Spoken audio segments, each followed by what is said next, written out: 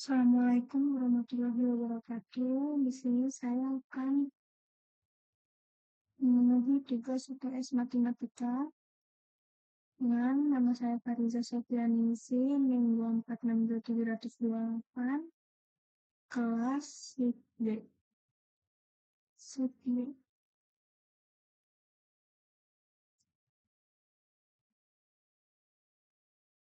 Itu yang pertama, tentukan nilai kebenaran proposisi berikut. 2 tambah 3 sama dengan 6, atau kuadrat dari 196 sama dengan 13, itu jawabannya salah.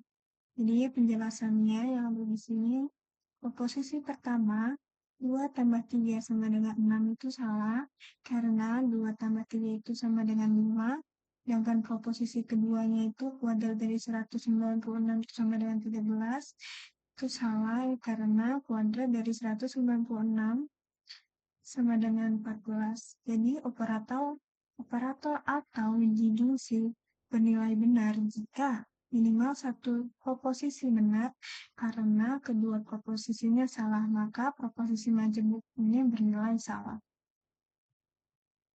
Yang bagian B, jika 7 bukan bilangan prima, maka 7 bilangan ganjil. Jawabannya benar. Penjelasannya, proposisi pertama anteseden 7 bukan bilangan prima. Itu salah ya karena 7 itu adalah bilangan prima.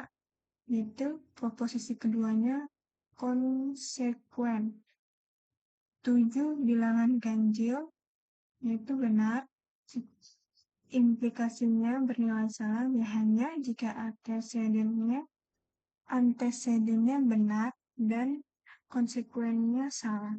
Ya karena antecedennya salah, maka implikasinya ini bernilai benar. Implikasi dengan antecedennya itu salah selalu benar. Yang bagian 7, bagian 3, 2 tambah 5 sama dengan tidak 7 jika dan hanya jika 7 bilangan genap. Itu jawabannya benar.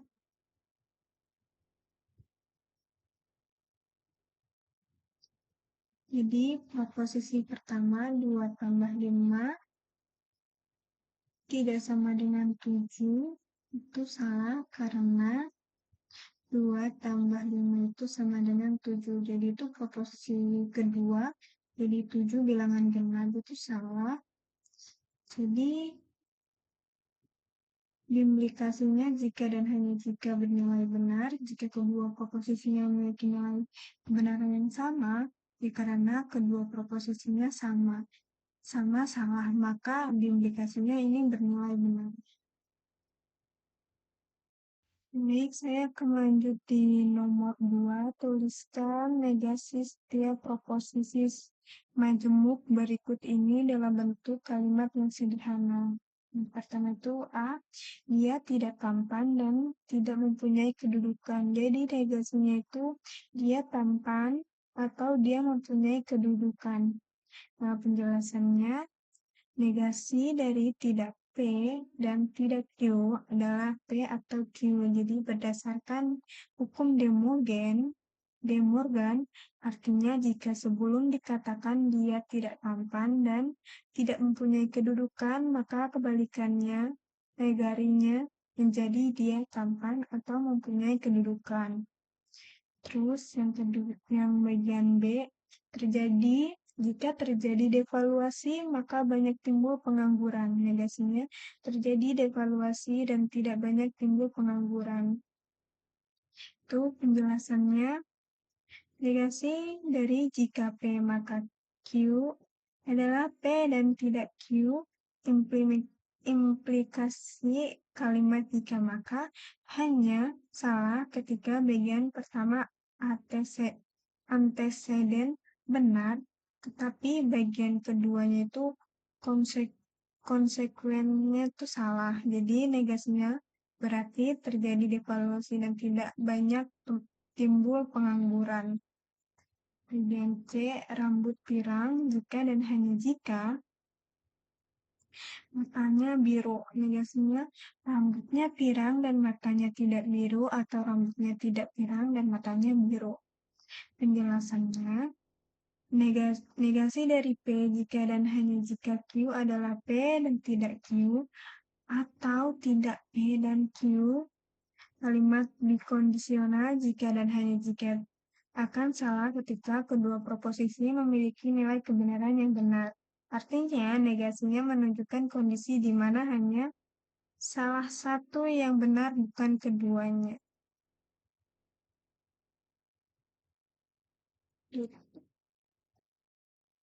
Jadi, kita lanjut di nomor 3, yaitu buatkan tabel kebenaran proposisi majemuk berikut, yang dimana P atau negasi Q dan Q. Nah, penjelasannya itu, proposisi ini hanya benar ketika P benar dan Q itu benar. Jadi, kita harus cari tahu proposisi pertama dan proposisi kedua. Nah, proposisi kedua itu P, yang isinya itu benar-benar salah-salah. Sedangkan proposisi kedua itu Q, yang isinya benar salah benar salah. Nah, negasi dari Q ini kebalikan dari Q yang dimana ketika Q benar maka negasi Q. Negasi Q itu salah. Nah, kita di sini mencari disjungsinya, yaitu disjungsi itu atom bernilai benar jika minimal salah satu komponennya itu benar. Nah, kita di sini P itu di sini benar dan negasi Q-nya itu salah, nah maka hasilnya benar. Nah, di sini kita cari lagi yaitu konjungsinya. Konjungsi itu dan bernilai benar hanya jika kedua komponennya itu benar. Jadi P dan negasi Q, P dan negasi Q itu benar dan Q itu benar, maka hasilnya benar. Jadi ketika P benar dan Q benar, maka hasilnya benar. Lanjut, kita ke penjelasan yang kedua. Lanjut di soal berikutnya yaitu B. Itu kita mencari implikasi. Jadi penjelasannya itu proposisi ini hanya salah ketika P dan Q sama-sama benar karena akan mengimplikasikan kontradiksi. Jadi P itu benar, Q itu benar, maka konjungsi benar jika kedua komponennya benar. Jadi ini benar, maka hasilnya benar. Negasi P itu kebalikan dari P, maka itu hasilnya salah.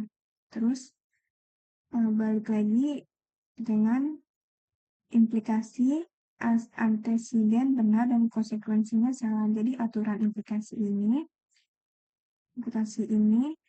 hanya salah jika asidennya benar tetapi konsekuensinya salah.